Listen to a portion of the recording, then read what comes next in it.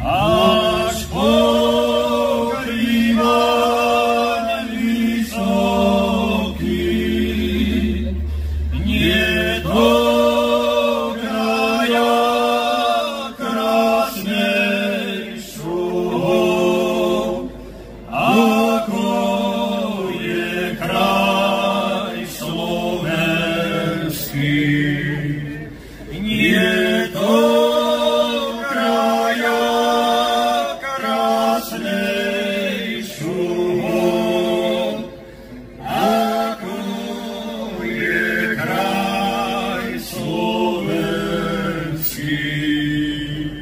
tam pekne horí, široká je rovina, prečo je tá zdatná slúvať po svete rozídená. Prečo je tá zdatná slúvať po svete rozídená? Každý dobrý Slovák vo svete spomína, že tam hore pod Tatrami leží jeho očina. Že tam hore pod Tatrami leží jeho očina.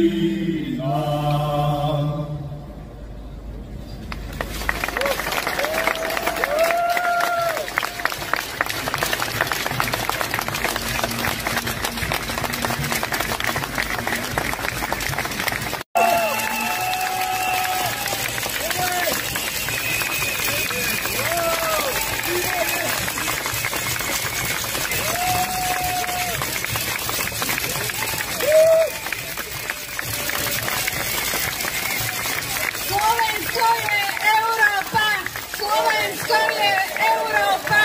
Slovensko je Európa! Slovensko je Európa! Slovensko je Európa! Slovensko je Európa!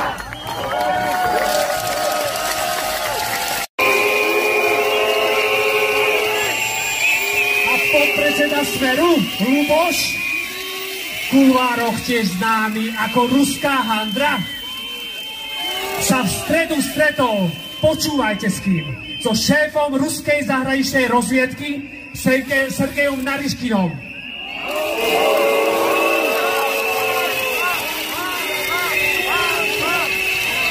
Nedávno sa stretol aj s Dmitrom Medvedevom a predsedom Ruskej dumy a podobné stretnutia absolvoval aj šéf Slovenskej informačnej služby. Alebo to bol jeho otec?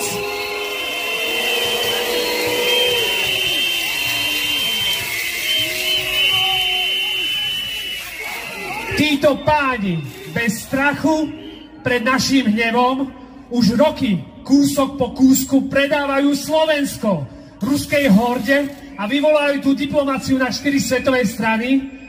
Národná suverenita. A počúvajte, je to ich pseudovlastníctvo. Oblečené drahé obleky, hodinky za 30 000 eur a z úst sa im kotúľajú okrúhle slová, vo vnútri ich dáví strach. Boja sa vás, boja sa ľudí, ktorí vedia presne, kam má Slovensko v tejto pohnutej dobe kráčať. Boja sa vás, ľudí, so silným a nezlomným odhodlaním bojovať za svoju vlastnú krajinu, za jej bezpečnosť, za spravodlivosť a za demokratickú budúcnosť. Pretože národná suverenita nie sú prázdne slová ustrachanej ruskej handry, ale skutočná moc v rukách sebavedomých vlastencov. Sme Európa, sme vlastenci. Slovensko je súčasťou tejto skupiny napriek tomu. My dnes z týchto námestí kričíme do Londýna, Paríža, Ríma a Berlína, že Slovensko do ruských paprčí nepadne bez boja, pretože je to dnes naša jediná voľba, jediná cesta naozaj suverénej a sebavedomej krajiny. Európania a sme vlastenci. Ak sa pýtate, čo môžete urobiť pre svoju krajinu, pre seba a pre svojich blízkych, máme pre vás odkaz. Nebojte sa, pri moci ich nedrží dôvera, ani dobre vykonaná práca. Sú to babráci. Ich moc stojí na lži a tupej propagande. Oni chcú, aby sme sa báli. Vymysleli si štátny prevrat, hrozili násilím. Vy ste však znova prišli a vaša účasť a vaša odvaha láme rekordy. Nebojme sa ich, nebojme sa samých seba, nebojme sa hrdo sa hlásiť modernému a sebavedomému európskemu Slovensku. Pretože musíme, pretože máme za čo bojovať. Chceme, aby bola naša krajina moderná, vzdelaná a slobodná, pretože Slovensko je Európa.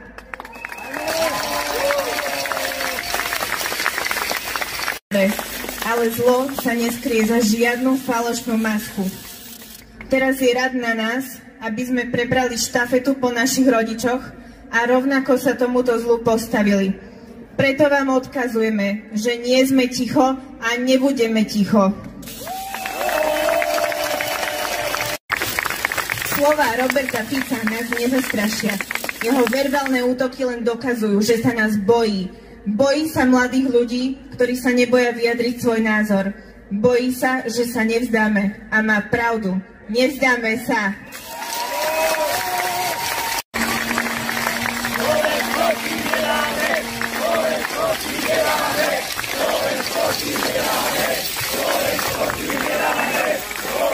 A teraz sa prihováram vám, drahým spoluprotestujúcim. Ak cítite hnev, ak cítite bezmocnosť, neodchádzajte. Ak neviete, čo robiť, zostaňte. Príďte sem znova, stretnite sa s priateľmi, zapojte sa do diskusie. Nemusíte robiť veľké gestá, nemusíte mať okamžité riešenia. Stačí, že zotrváme, že budeme aj naďalej chodiť na tieto protesty.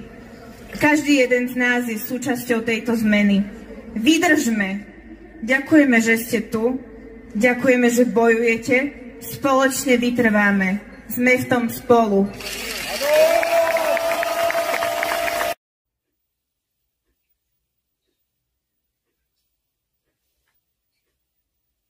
Horský. A prihováram sa k vám ako syn rodičov, ktorých spojila nežná revolúcia. Prihováram sa k vám ako líder organizácie Demdis, Demokratická diskusia. Už sú to 4 roky, čo zapájame občanov do demokratickej diskusie a budujeme mosty medzi na prvý pohľad neprekonateľnými názorovými priepasťami.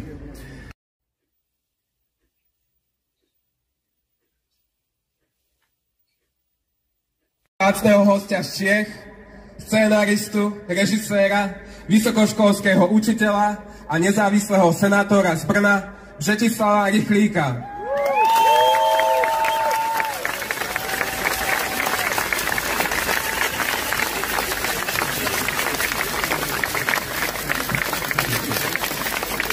Dobré odpoledne nebo dobrý podvečer.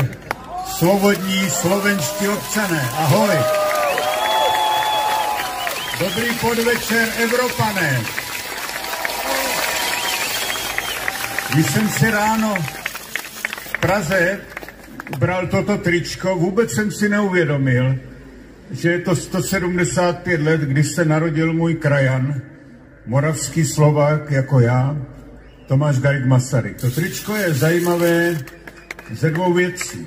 Je na něm nápis, který je nutné si připomínat hlavně v éře pseudovlastenectví. Láska k vlastnímu národu nezakládá nelásku k národům jiným. A to tričko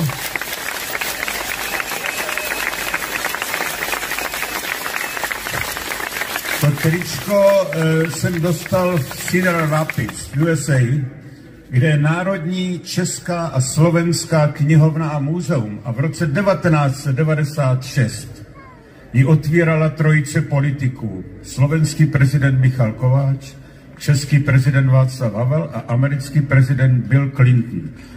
Dnes věc nepředstavitelná.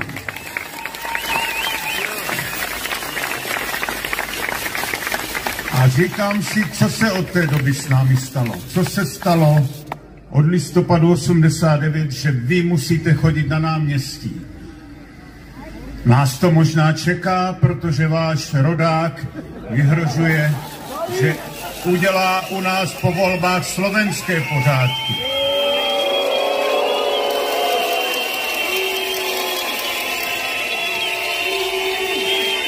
Je to hanba. A je to hanba.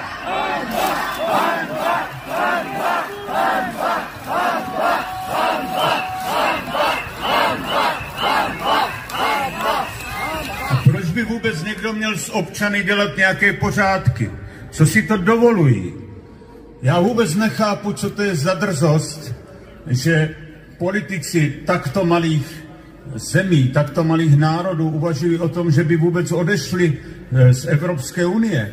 Evropskou unii založil, nebo její myšlenku přinesl náš československý občan, šlechtic Richard Coudenhove-Kalergi, který měl československý pas po první světové válce. Byl to projekt míru, spolupráce, hospodářské, lidské. A politici, jak vaši, tak naši, kteří uvažují vůbec o tom, že by z té Evropy odešli, hazardují z budoucnosti našich národů. Takto malé národy by zanikly. Nemáme jinou šanci, než být součástí evropského demokratického společenství a nemáme jinou šanci, než se projevovat jako lidé a humanisté, to znamená stát na straně Ukrajiny. Ukrajina je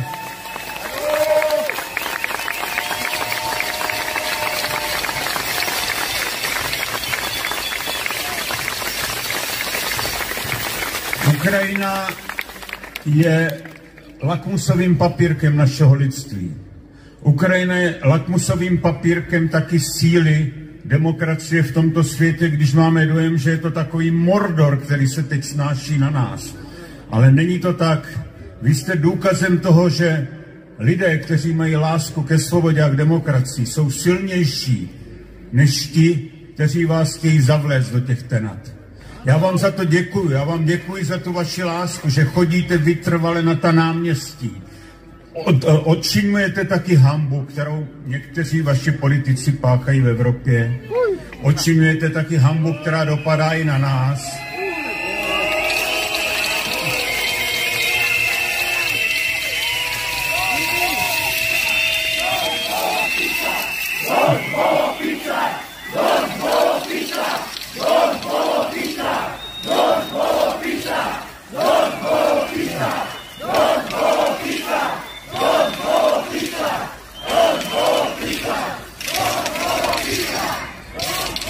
Myslím si, že jenom nebezpeční hlupáci si můžou přát ruské vojsko v Užhorodě, který byl mimochodem součástí Československa, našeho společného státu. Mají tam Masarykovu ulici, mají tam Masarykovu školu, aby se vrátil k tomu začátku. Já vám moc za to děkuji, že jste mě pozvali a děkuji za to, že se nedáte. My vás možná budeme příští rok potřebovat, až vy to tady vyhrajete, tak pak zase přijďte pomoct nám. Držme se.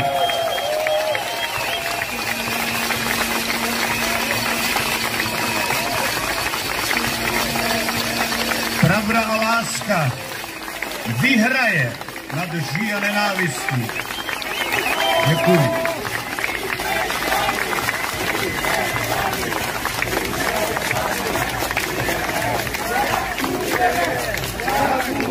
Veľká vďaka patrí pánovi Břetislavovi Rychlíkovi za podporu.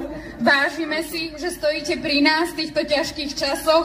Slovensko sa spoločne s Českou republikou stalo súčasťou Európskej únie a dnes nám táto vláda odkazuje, že má s nami iné plány. Ukrajina bojuje aj za našu slobodu a my jej musíme v jej boji pomáhať. Vláda v mene Slovenska opakuje, že nebudeme pomáhať napadnutému susedovi, hoci na jeho obyvateľov dennodenne padajú bomby a zomierajú nevinní.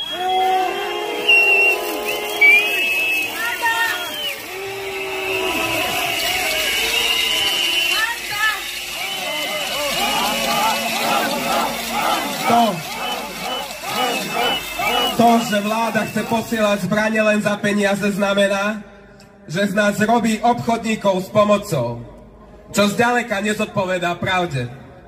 Naopak, práve dnes môžeme poďakovať 75 000 darcom za ich príspevky na zbierku munícia pre Ukrajinu.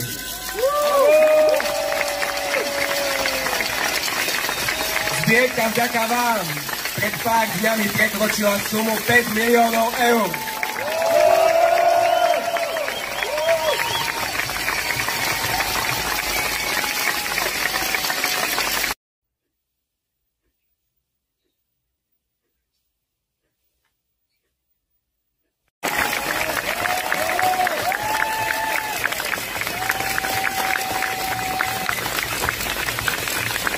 Dobrý deň.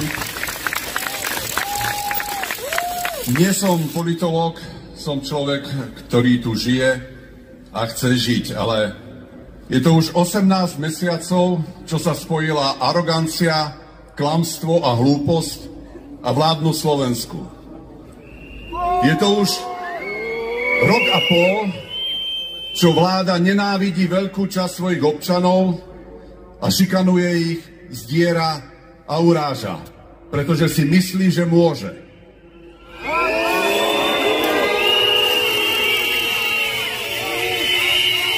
Je to už 18 mesiacov, čo sa stalo klamstvo, nenávisť, prospechárstvo a nekompetentnosť pracovnou metódou tejto vlády.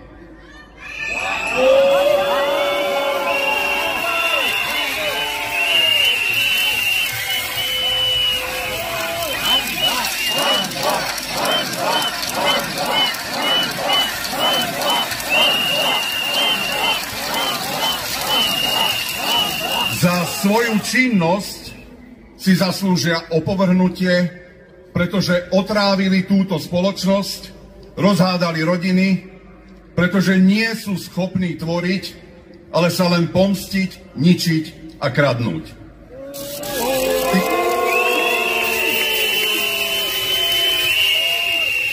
Tých 18 mesiacov a posledných pár týždňov a dní za veľkou mlákou ukázali, aká krehká vie byť demokracia, aké krehké vedia byť sľuby, aká falošná vie byť moc.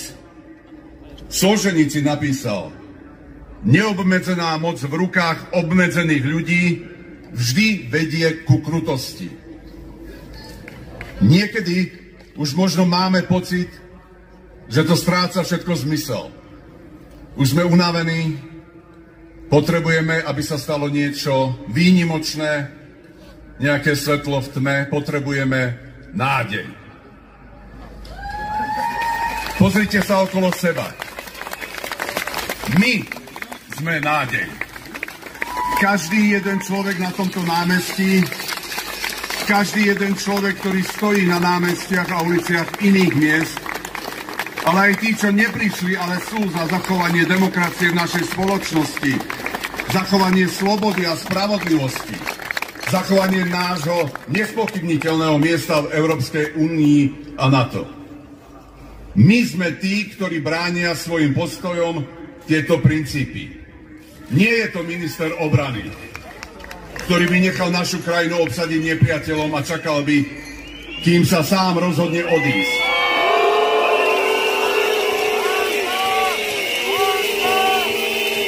Nie je to ani jeho synovec, ktorý by mal najradšej Rusko za nášho suseda.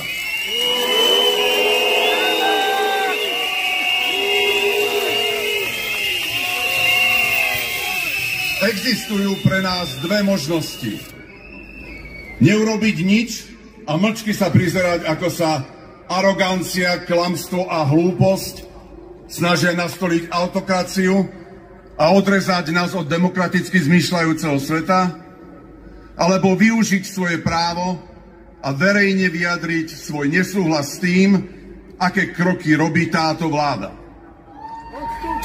A práve preto musíme vydržať, pretože pravda a láska musí zvíťaziť nad lžou a nenávisťou. Ďakujem.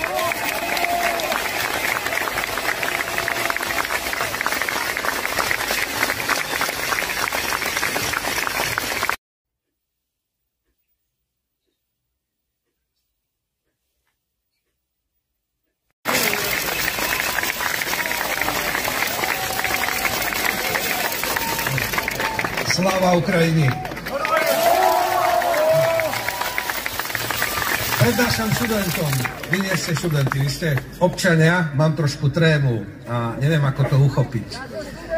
Ale chcem sa podeliť pár myšlienkami o dobe, v ktorej žijeme a pár myšlienkami o tzv. Pragmatickej, suverénnej zahraničnej politike našej vlády.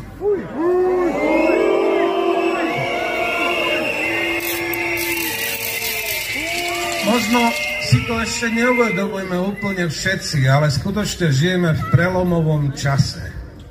Končí obdobie 80, zhruba rokov 76, keď sme žili v tom, že máme transatlantické partnerstvo, že spojenectvo Spojených štátov a Európy je niečo, čo je základ toho, aby sme tu mali dôstojný a slobodný život. Toto končí. Bohužiaľ, nehovorím, že navždy, možno sa v nejakej podobe niečo vráti, ale je to prelom, je to zlom, čas sa vrátiť naspäť nedá. Včera bol historický summit Európskej únie, ktorý rozhodol veľmi dôležitú vec o tom, že bude možné použiť rozpočet Európskej únie na to, aby Európa zobrala zodpovednosť za svoju bezpečnosť a obranu do vlastných rúk. A náš predseda vlády tam šiel riešiť tranzit zemného plynu.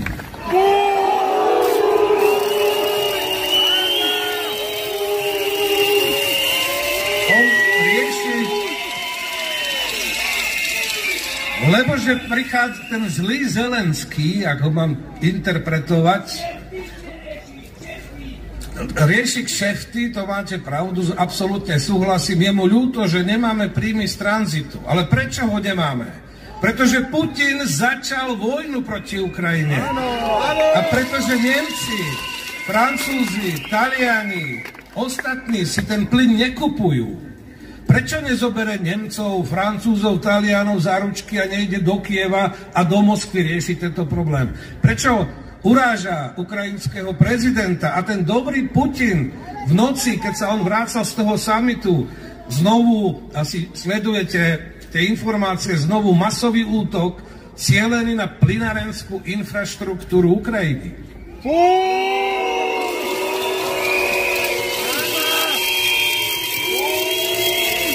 Náš premiér vedie, podľa mňa aj deti v detskej škôlke vedia, že 10 je viac ako 1.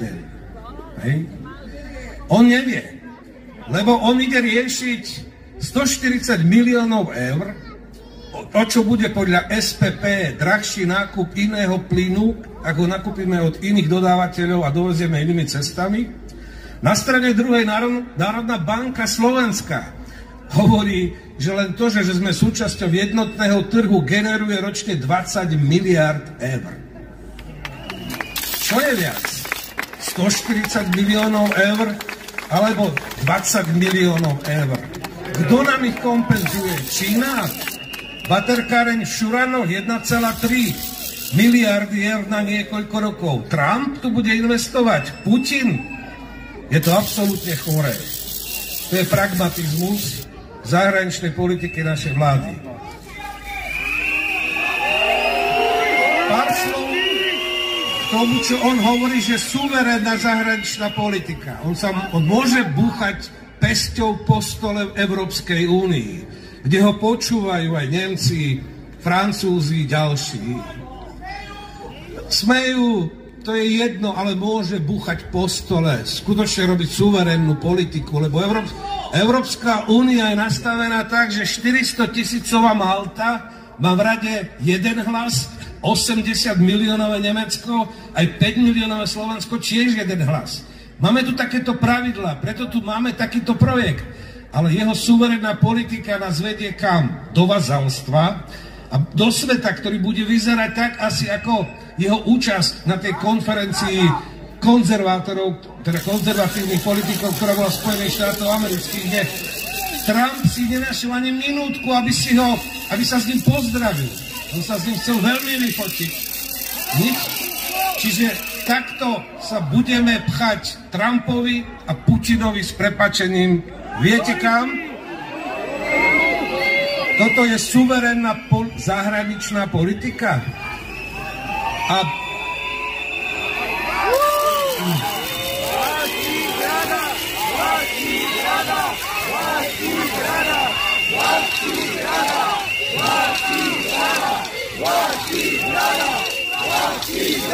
Macron už pred rokom francúzsky prezident Macron zvolal summit líderov do Paríža 26. februára 2024, že poďme sa rozprávať, že čo ak Trump vyhrá voľby a naplní to, čo sľuboval, že sa na nás vykašle.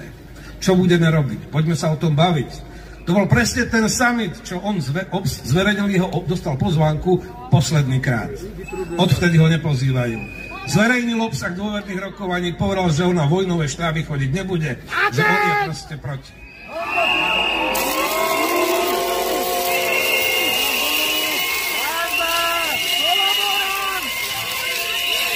On hovorí, že čo to hovoríme, že ho obviňujeme, že však oni nechcú odísť z Európskej únie. Ale on sa izoluje v rámci tejto Európskej únie s najbližšími spojencami, od ktorých závisí prosperita, teda už aj bezpečnosť. To, aby sme tu žili normálne, dôstojne, slobodne, v demokratických krajinách, na toto on proste kašle.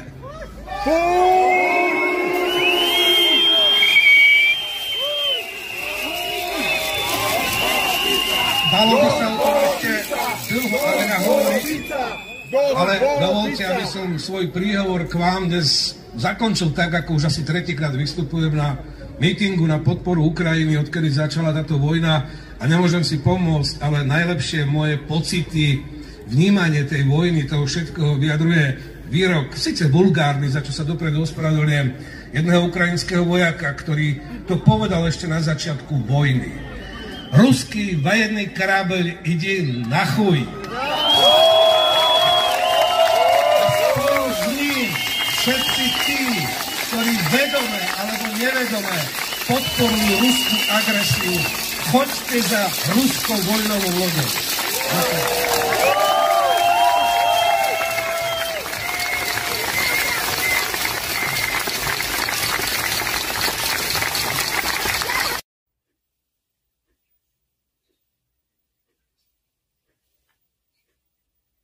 V preklade Verony Slabá.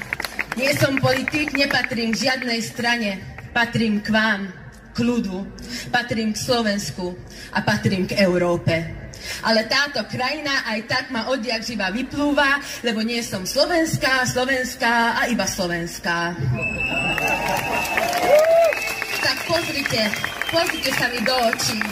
Ja som jedna z tých, voči ktorej vás hnali, ale ja už toho mám dosť. Mám dosť toho, že nás navzájom štvú proti sebe.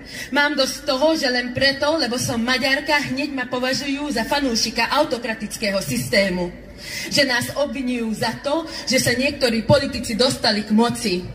Že ešte stále nestačia tie facky, nadávky a vytiahnuté nože, aby extrémistov brali vážne. Mám dosť toho, že som len lacná maďarská karta vo vrecku politikov, ktorú vytiahnú, keď potrebujú môj hlas. A mám dosť aj tých,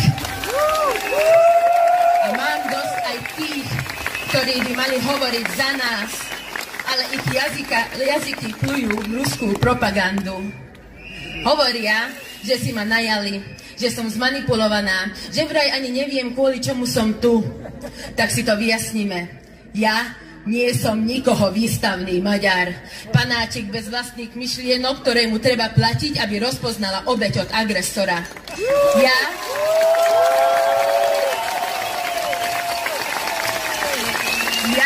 sa mojej krajiny, demokracie a slobody zastanem aj zadarmo. Už len kvôli tomu, lebo som videla, ako Maďarsko pohltilo seba, ako v štátnych televíziách sa vysiela propaganda, ako cenzurujú knihy, ako ľudia strácajú pracoviská kvôli nesúhlasu. A potom prišiel ten veľká voda a takto jeden z mojich domovov išiel dolu vodou, potom Fico sa naučil opisovať od susedov a už by aj môj slovenský domov deformovali s tými špinavými, dezinformovanými rukami.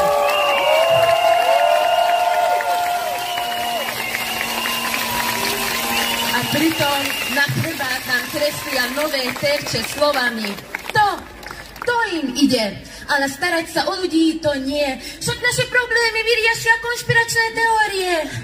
Čo si myslíte, keď už poslali naspäť Ukrajincov, vyliečili gejov, asimilovali Maďarov, pokrstili moslimov, segregovali Rómov, kto bude ďalší? Aktivisti, chudobní, postihnutí, tlstí. Tá nenávisť sa nestratí, len sa presmeruje na inú skupinu. Je toľko ľudí, ktorých môžeme nenávidieť, že je čoraz ťažšie si vybrať. Kto bude ďalší na ich zozname? A potom, kto tu ostane? Len tá heteroproruská, vlastenecká, bielá rasa. A tá rovnaká pasa. Come on!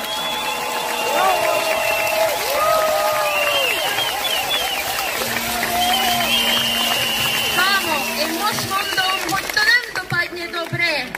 Chceš byť skutočný vlastenec, chráň svoju krajinu pred touto vládou. Nezáleží na tom, akej národnosti si, aké máš politické názory, aká je tvoja identita, či pochádza z dediny alebo z mesta. Nezáleží na tom, ku komu patríš, či robíš pravopisné chyby, či máš káve mlieko od maďarskej kravy, či fandíš DAC, JRD alebo Slovanu. Naši predkovia nám všetkým vybojovali slobodu. Nebola zadarmo, nebola večná a nikdy nebola samozrejmosťou. Vedľa nás vraždia národ, trhajú životy, mladí odpustili svoje matky, aby bojovali. Ty si sa už musel niekedy rozhodnúť, ktorým mŕtvým telom svojho spolubojovníka sa zachrániš. Hovoria si, že Putin vie, kde sa má zastaviť. Ale ako, keď ani nepozná svoje hranice? Veď aj Hitler hovoril, som človek mieru. A ľudia verili. A svet mu veril. História nás učí, že zlo rastie tam, kde mu nikto v ceste nestojí. Preto sa musí celá Európa spojiť, aby sme sa znova nemuseli pýtať, ako sa to mohlo stať, ako sme sa sem dostali. Takže ja tu stojím v ceste zla. Stojím tu s tebou a za teba. Za naše nervy, ktoré zožiera ich agresia. Za menšiny, ktoré v demokracii veria. Za ženy, ktoré chcú rovnocennosť k MDŽ a nie kvety. Za queer ľudí, ktorí chcú len existovať, ale sa stali robočkou vlády. Ja tu stojím. Stojím tu dnes a budem medzi vami za 2 týždne tiež. Voláš ma menšinou, ale nie som o nič menšia. Slovensko nie je len slovenčina. A Maďari nejdú za Dunaj. Aj Maďari idú na námestia. To som.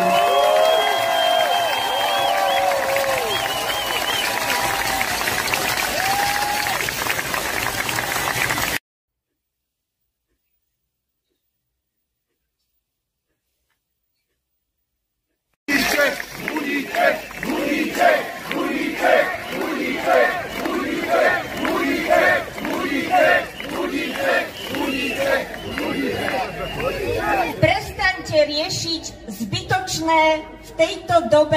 témy. Ukážte, že tu máme naozajstných sebavedomých politikov európskych rozmerov. Obraciame sa však aj na 3 poslancov koalície, Samuela Migala, Radomíra Šalitroša a Jána Ferenčáka. Máte životnú šancu pridať sa na správnu stranu histórie, páni.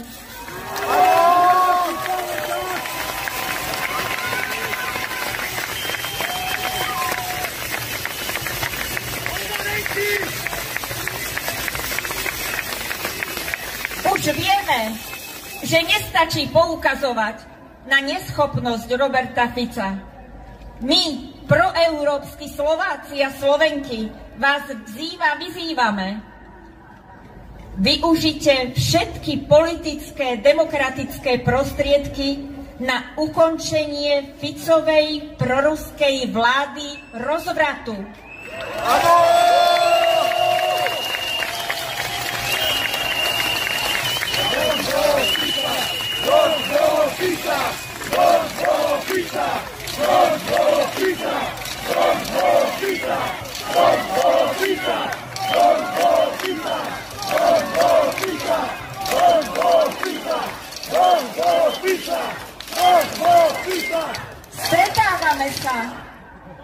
Stretávame sa na námestiach, aby sme odmietli Ficovú kolaboráciu.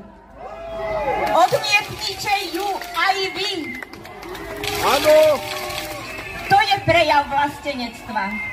Pridajte sa k nám v boji za slobodné, demokratické a úspešné Slovensko. Za Slovensko. Za Slovensko pevne ukotvené v Európskej únii.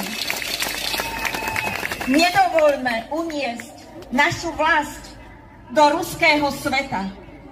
Vážení 3 poslanci, zabojujte s nami.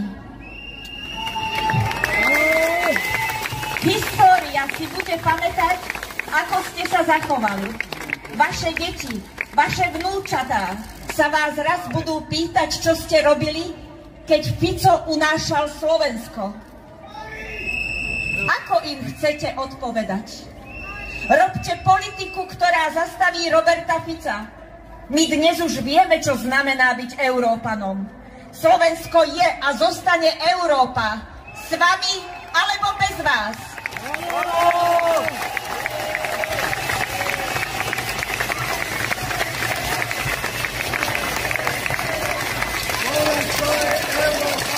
Slovensko je Európa. Slovensko je Európa a tu je dôkaz. Slovensko je Európa. Slovensko je Európa. 63% občanov chce zostať v Európe, pretože Slovensko je a zostane Európa.